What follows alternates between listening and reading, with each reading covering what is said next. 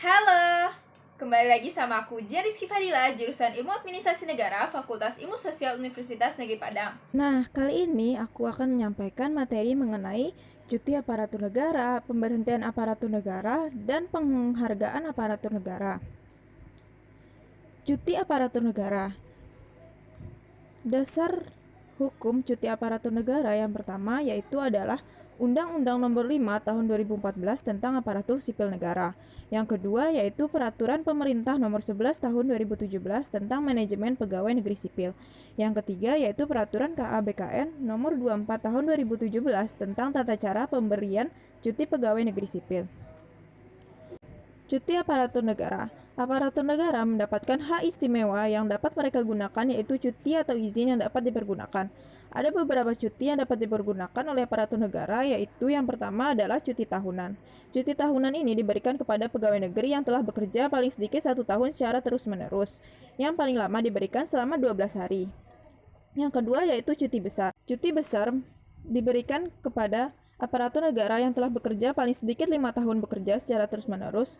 Dan apabila ia mengambil cuti besar ini, aparatur negara itu tidak dapat menggunakan lagi cuti tahunan pada tahun yang sama. Cuti besar ini diberikan hak paling lama selama 3 bulan. Selanjutnya itu cuti sakit. Cuti sakit dapat digunakan oleh aparatur negara yang sedang sakit dengan memberikan surat keterangan sakit secara tertulis kepada atasan dengan melampirkan surat keterangan dari dokter. Jangka waktunya dapat diberikan paling lama 1 tahun dan dapat ditambah paling lama 6 bulan apabila diperlukan dengan berdasarkan surat keterangan dari tim penguji kesehatan. Selanjutnya yaitu cuti karena alasan penting.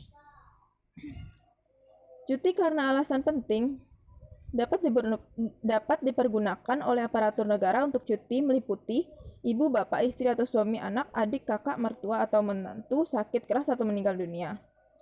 Atau ada keluarga meninggal dunia dan menurut peraturan perundang-undangan PNS yang bersangkutan harus mengurus hak-hak dari anggota keluarganya meninggal dunia. Atau karena melangsungkan perkawinan. Ketiga alasan penting tersebut dapat diberikan dengan memberikan bukti keterangan secara nyata dan jelas. Selanjutnya yaitu cuti bersama. Cuti bersama merupakan hari libur nasional atau hari libur umum di Indonesia yang ditetapkan. Cuti bersama ini tidak mengurangi hak cuti tahunan. Selanjutnya yaitu cuti melahirkan. Cuti melahirkan diberikan kepada aparatur negara yang melahirkan pada anak pertama sampai anak ketiga. Untuk anak keempat dan selanjutnya akan menggunakan hak cuti besar. Selanjutnya yaitu cuti di luar tanggungan negara. Cuti di luar tanggungan negara paling lama 3 tahun diberikan kepada aparatur negara yang telah bekerja paling lama sedikit 5 tahun secara terus-menerus dengan alasan mendesak yang sangat penting. Selanjutnya yaitu materi mengenai pemberhentian aparatur negara. Pemberhentian aparatur negara. Dalam Undang-Undang Nomor 5 Tahun 2014 tentang Aparatur Sipil Negara menjelaskan mengenai pemberhentian aparatur negara. Bahwasanya pemberhentian aparatur negara terdiri dari beberapa macam yaitu yang pertama adalah pemberhentian secara hormat yang terdiri dari meninggal dunia atas permintaan sendiri, mencapai batas usia pensiun, perampingan organisasi atau kebijakan pemerintah, tidak cakap jasmani dan rohani. Yang kedua yaitu pemberhentian secara hormat atau tidak karena dihukum penjara. Yang ketiga yaitu pemberhentian secara hormat tanpa permintaan sendiri karena ASN melakukan pelanggaran tingkat berat. Yang keempat yaitu diberhentikan secara tidak hormat. Selanjutnya yaitu penghargaan aparatur negara. Penghargaan aparatur negara. Aparatur negara sebagai alat penting negara tentunya akan mendapatkan sebuah tanda kesuksesan atau sebuah penghargaan sebagai bentuk keikhlasan dalam mengabdi. Apresiasi pemerintah atas pengabdian para pejabat atau pegawai yang bekerja.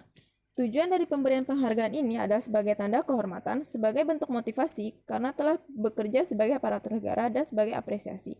Tanda kehormatan sebagai bentuk penghargaan bagi seorang aparatur negara yang bisa diterima oleh seorang PNS adalah tanda kehormatan Satya Lancana Karya Satya. Penghargaan bagi aparatur negara ini diberlakukan peraturan yang mengaturnya yaitu Peraturan Pemerintah Nomor 35 Tahun 2010 tentang pelaksanaan Undang-Undang Nomor 20 Tahun 2019 yang menjelaskan mengenai tentang gelar, tanda jasa, tanda kehormatan, mengatur syarat khusus bagi seorang PNS. Penghargaan untuk aparatur negara memiliki syarat dan ketentuan yang harus dipenuhi, yaitu dalam masa kerja PNS tidak pernah dijatuhi hukuman disiplin tingkat sedang, berat, atau yang tidak pernah mengambil cuti di luar tanggungan negara. Yang kedua yaitu penghitungan masa kerja bagi ASN yang pernah dijatuhi hukuman disiplin. Yang ketiga yaitu Penghitungan masa kerja sejak PNS diangkat menjadi calon PNS.